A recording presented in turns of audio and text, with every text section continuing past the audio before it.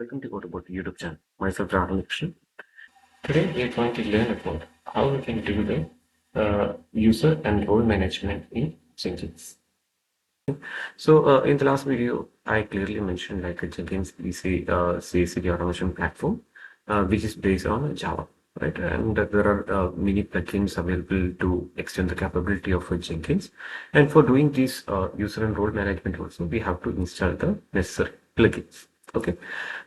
So before that, I need to log into Jenkins as an admin. Okay. And it just concerned like if you want to see whether Jenkins is running or not before going to this localhost 8080, you can directly go to command prompt. Okay.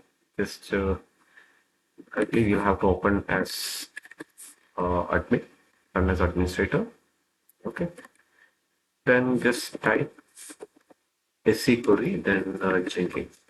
Okay, it will give you like what is the status, whether it is running, stoppable, not pause, whatever it is. Okay, so in our case, like we have installed Jenkins as a service, so that's why whenever I restart my Windows, right, it will automatically start the service as well.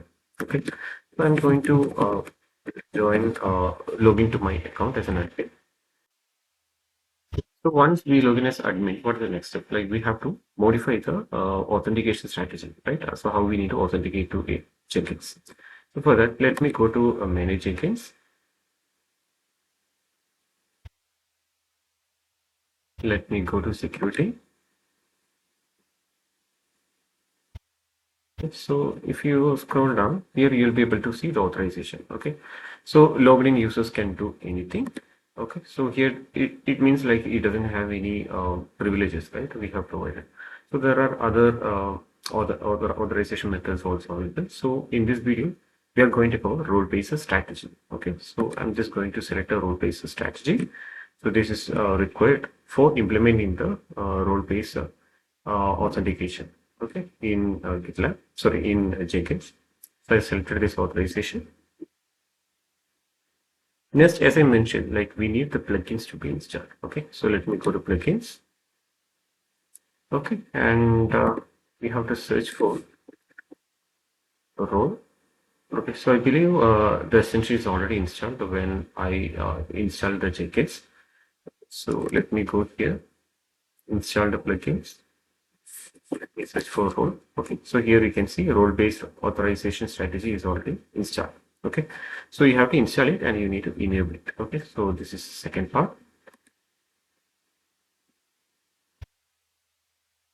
Okay, so once this is done, like we have to create some new users, right? So currently in the account, I have created only one account, sorry, one user. Okay, that is my admin.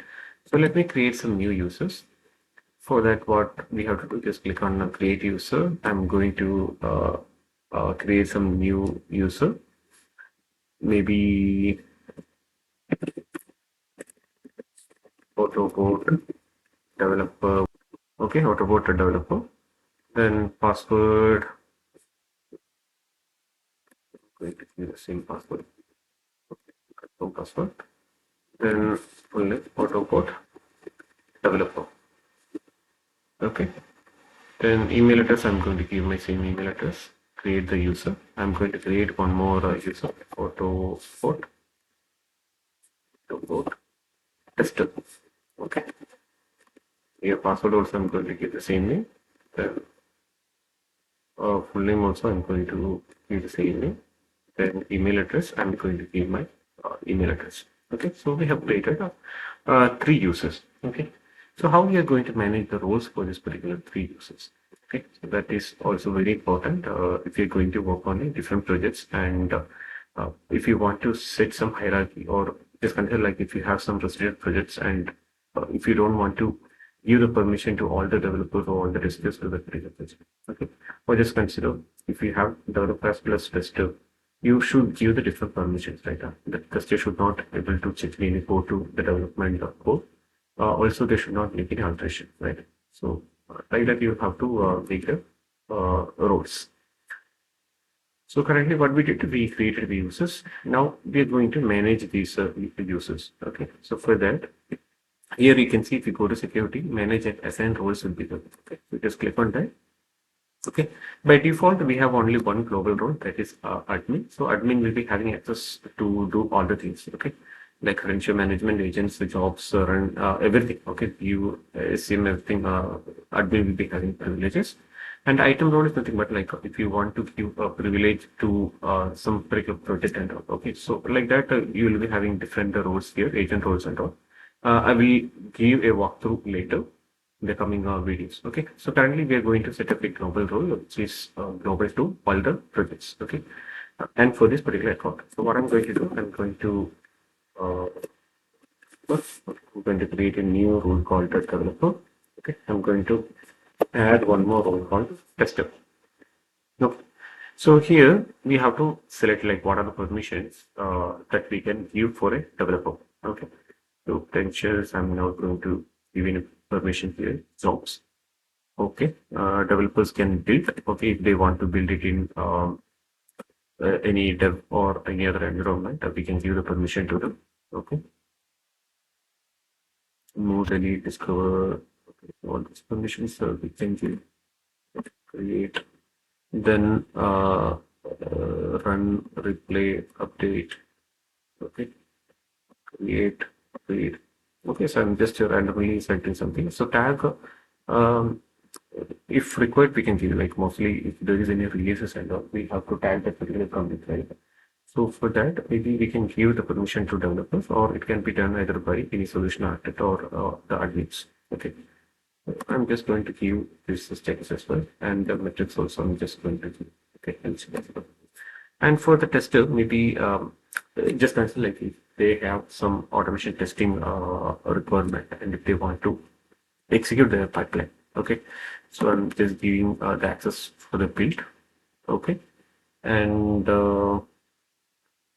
view also like maybe replay also I'm going to give. Okay, and workspace also I'm going to. Okay, all these permissions I'm going to.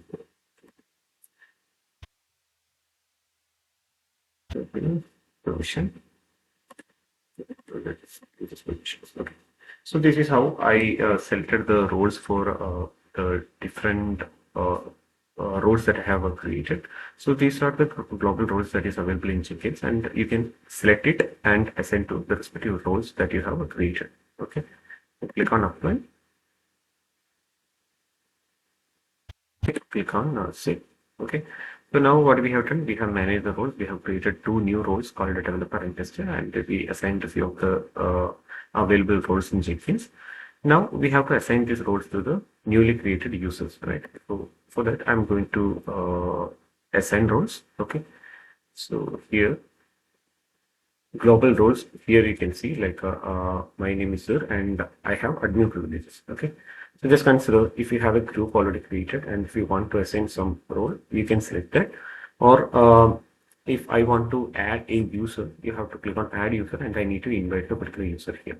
Okay, and here you can see the newly created roles are also available here, tester as well as the. Okay. So let me click on add AutoBot. AutoBot developer and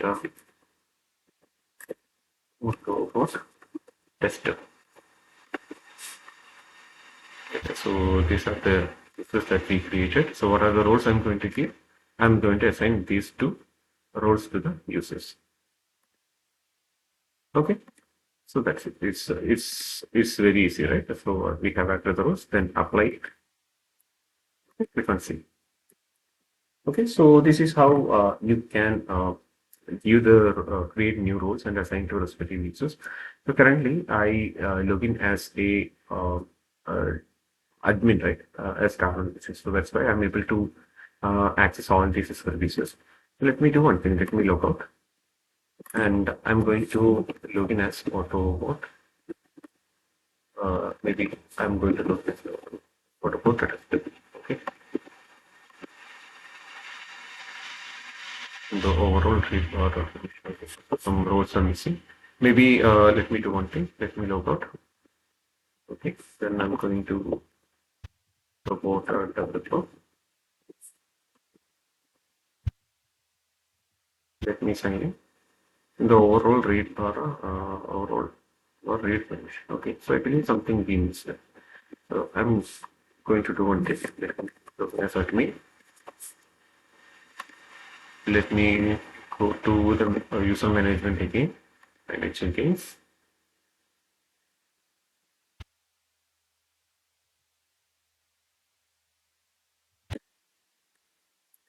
Okay, so developer credentials overall. Okay, reader permission, reader permission. Yeah, yeah. Okay, so now apply, save. Let me log out. Okay, so now I'm going to log in as AutoBot developer. Sign in. Okay, now I'm able to log into Jenkins. Okay, but the interesting thing is I don't have the permission to make any other changes, right? So um, the manage Jenkins is not available and it is available only for the admin. Okay, so I don't have to really support doing any of those things. So that's how you can manage your permission. And if you want to manage it based on any particular project, you can do that using the item roles and privileges. Okay, so I'll be going through that in the coming classes. Okay, so hope you find this video interesting and it's uh, clear and you got some idea about how you can do the use time role management in Jenkins. Okay, so that's all for today. Thanks for watching the video. Bye.